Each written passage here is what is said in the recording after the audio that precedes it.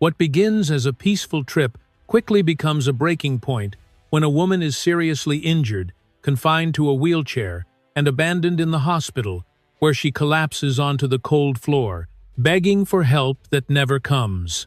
The man who should have helped her up instead yells at her and turns his back, believing that avoiding responsibility will bury everything. He has no idea that the doctor who steps out and witnesses it all is not just doing his job, but is the one person capable of completely turning his fate upside down.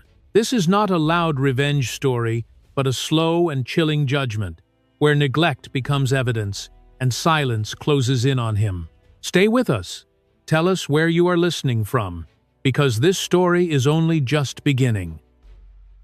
Emily Carter, 32, began the short getaway, believing it would be a simple pause from routine, a chance to reset alongside her husband, Mark Carter, 38. The trip was modest by design, chosen for quiet rather than spectacle, and Emily allowed herself to relax into the assumption that nothing unexpected would happen.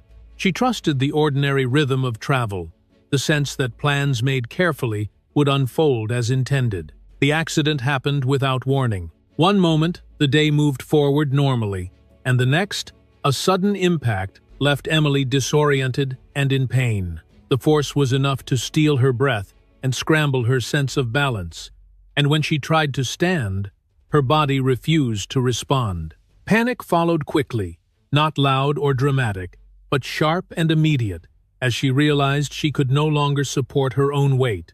Emergency services arrived, and Emily was transported to the hospital under urgent conditions. Every movement sent waves of pain through her leg, and the uncertainty of the injury pressed heavily on her thoughts. She focused on small details to steady herself: the sound of wheels on pavement, the clipped instructions of medical staff trying not to imagine what permanent damage might mean. At the hospital, doctors confirmed that Emily would need to be admitted for observation and further evaluation. She was placed into a wheelchair to move through the corridors, her body exhausted and her nerves stretched thin. The sterile brightness of the hospital made everything feel more real, more final, as if the injury had already begun to redraw the boundaries of her life. Mark remained nearby during the initial intake, his expression tight and controlled. He asked questions of the nurses, nodded at explanations, and appeared outwardly concerned. From Emily's perspective, his presence was reassuring, even if his voice carried a faint edge of impatience beneath the surface. She held on to the belief that his tension came from worry, not something colder.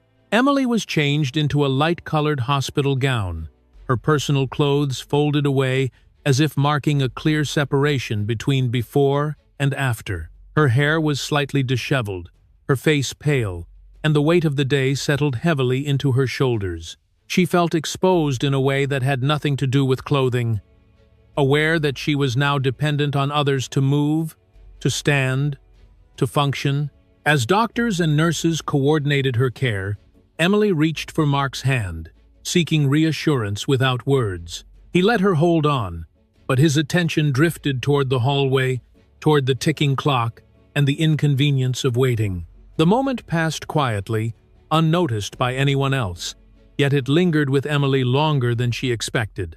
No one in the hospital could have known that this injury would become more than a medical event. As Emily was wheeled deeper into the ward for monitoring, Mark followed several steps behind, his silence stretching between them. The corridor lights reflected off the polished floor as the wheelchair rolled forward, carrying Emily toward a future neither of them yet understood, and the door ahead closed softly.